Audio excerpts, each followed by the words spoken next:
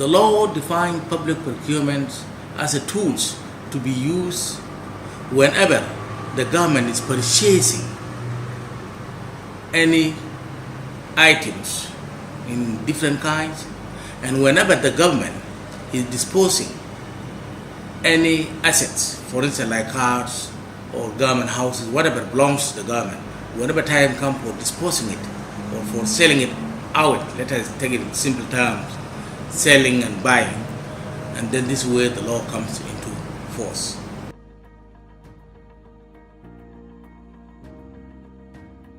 Truly the law is being implemented, but it depends on who is implementing the law. But the law already, it is actually in the Ministry of Finance. In the Ministry of Finance, there's a department called Procurement and Disposal of Assets. And it has got a Director General. And that Director General is responsible solely for any sales or buying of anything belonging to the government. And mostly the contracts, whenever big contracts are being made, they pass through that department, say that the law is implemented and to avoid any mishandling or mismanagement in any form.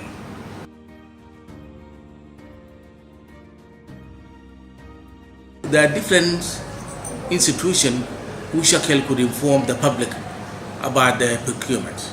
Number one, civil society is one institution which actually can get the information about what is happening in public procurement department.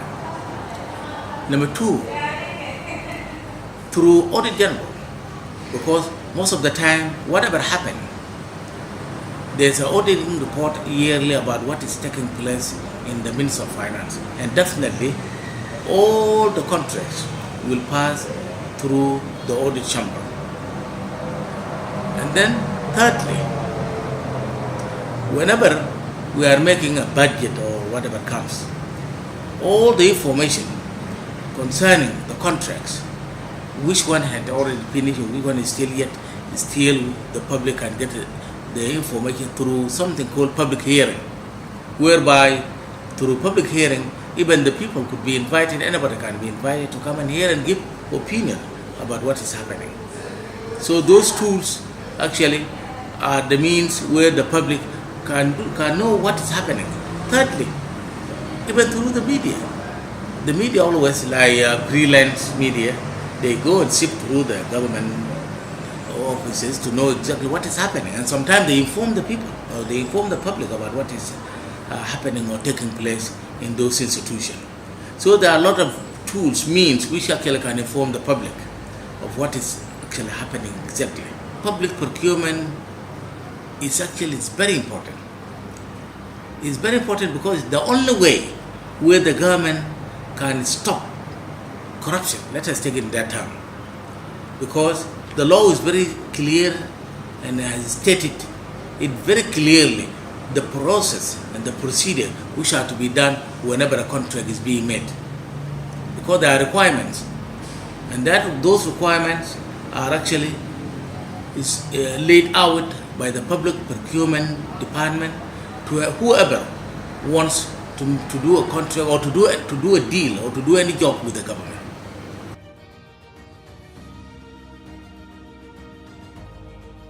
The first thing that comes to my mind is that somebody has been assigned to procure particular services or assets on behalf of the public. So it's the process of spending resources that belongs to the public, and I'm part of the public.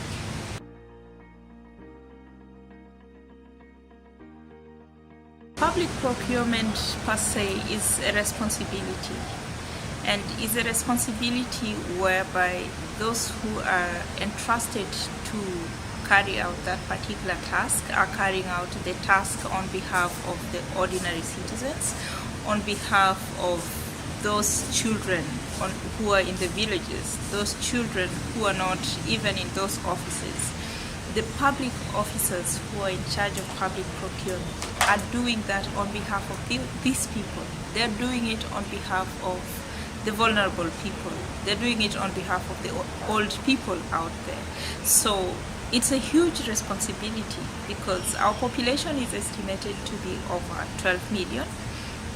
That means the particular procurement is being done on behalf of over 12 million South Sudanese. It is a huge responsibility, and people must care on how it's being done, because that particular procurement, whether it's a service or an asset, it's being acquired on my behalf. So it matters to me.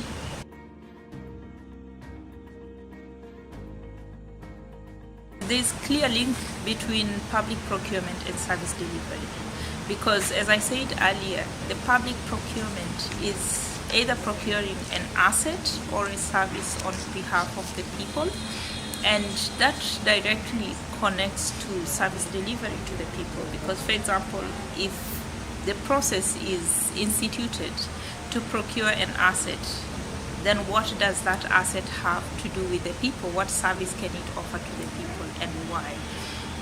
If it's procuring a service of a person, what is that person supposed to do to the public? And when we talk about public procurement, I would like people not to only look at possibly the assets and the V8s, but we should also look at recruitment. That is also an element of public procurement, because it's services we are procuring on behalf of the public, and public finance is going to be, or public resources are going to be utilized in order to facilitate that process.